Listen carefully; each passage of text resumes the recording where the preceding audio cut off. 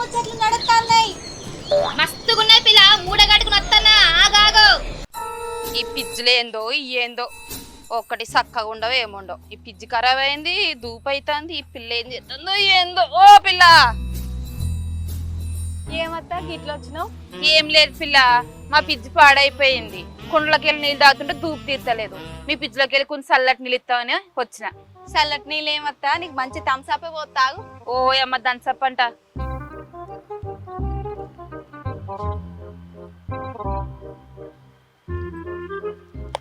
ఓ చల్లగా థమ్స్అప్ పట్టుకొని వచ్చినత్తా.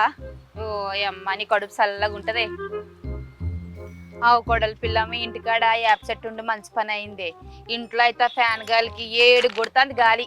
అవ్వత్తా, ఫ్యాన్ గాలికి చెట్టు గాలికి తేడుండదా? అవు కదే, ఎంత చల్లగా ఉందిడా.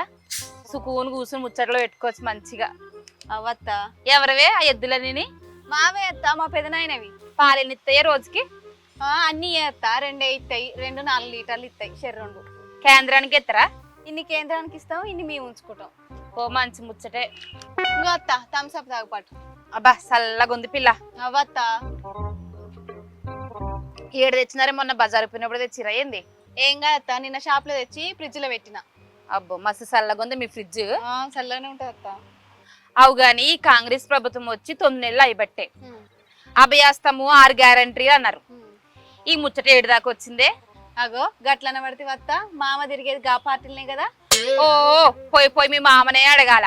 ఈ పెద్ద మనిషికి ఊర్లో ముచ్చట్లు, ఊర్లో ఆడోళ్ళు ముచ్చట్లు తప్ప ఇంకేం తెలియదు. గట్లన పడితే వత్తా మామని అంత అల్కగా తీసేస్తావు. మీ మామ ముచ్చట పక్కన పెట్టు, నువ్వు చదువుకున్న దానివే కదా, నీకు తెలిసిన కాడకి చెప్పు నాకు.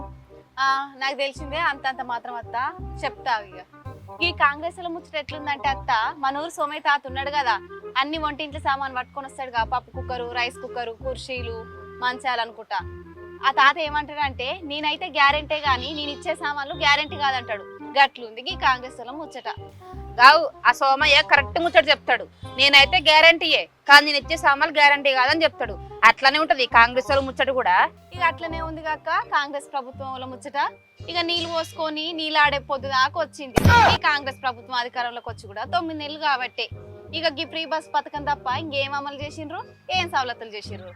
అవు పిల్ల, ఫ్రీ బస్ అంటే యాదకొచ్చింది. ఈ ఫ్రీ బస్ ఎట్టిన కానించి ఎప్పుడన్నా నువ్వు పోయినావా?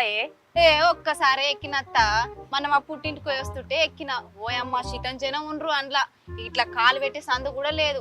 ఇక బస్సు డ్రైవర్ ఏమో పోన్రమ్మ అంటాడు, ఆ కండక్టర్ ఏమో రాన్రమ్మ అంటాడు.